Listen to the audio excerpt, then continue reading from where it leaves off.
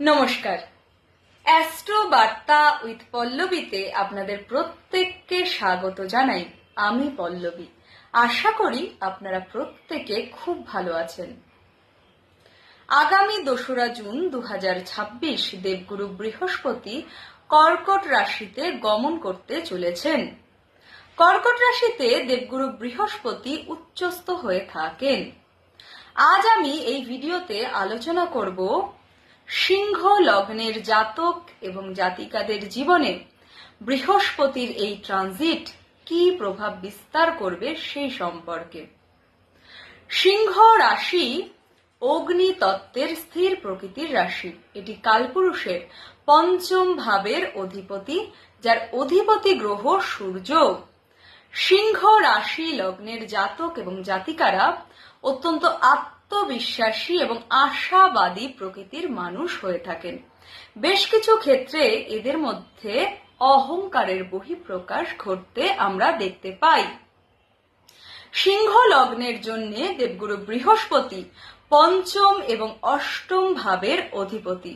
বৃহস্পতি দ্বাদশ ভাবে কর্কট রাশিতে অবস্থান করতে চলেছেন 2রা জুন 2026 থেকে।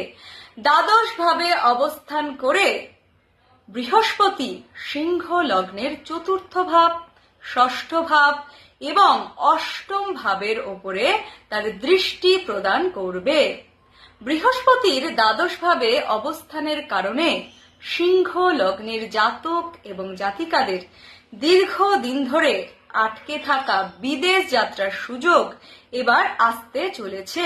এছাড়াও আধ্যাত্মিক দিক থেকে সময়টি অত্যন্ত শুভ। চতুর্থ ভাব থেকে আমরা বিচার করি গৃহশান্তি, মানসিক শান্তি, বাড়ি গাড়ি ইত্যাদির। এই সময় গৃহে শান্তিপূর্ণ পরিবেশ বজায় থাকতে আমরা দেখতে পাবো যদি আপনার হয়ে থাকে সিংহ লগ্ন। এছাড়াও গাড়ি বাড়ি কেনার জন্য সময়টি অত্যন্ত শুভ। ষষ্ঠ ভাব থেকে আমাদের রোগ, ঋণ, রিপু এবং শত্রুতার বিচার করা হয়। এই সময় বৃহস্পতির সপ্তম দৃষ্টি সিংহ লগ্নের ষষ্ঠ ভাবের ওপরে এসে পড়বে, যার ফলে এদের শত্রুরা এদের দিকে মাথা তুলে তাকাতে পারবেন না। অষ্টম ভাব থেকে যে কোনো গুপ্তবিদ্যা এবং ইনহেরিটেন্স প্রপার্টির বিচার করা হয়। এই সময় দীর্ঘদিন ধরে আটকে থাকা ইনহেরিটেন্স প্রপার্টি পেতে পারেন। হঠাৎ কোনো গুপ্তবিদ্যার প্রতি আপনাদের ঝোঁক বাড়তে দেখতে পাওয়া যাবে। চলে আসি রেমিডির প্রসঙ্গে। বৃহস্পতির এই ট্রানজিটের সুফল পেতে আপনারা প্রত্যেক দিন নিয়মিত সূর্যদেবকে জল অর্ঘ্য প্রদান করুন।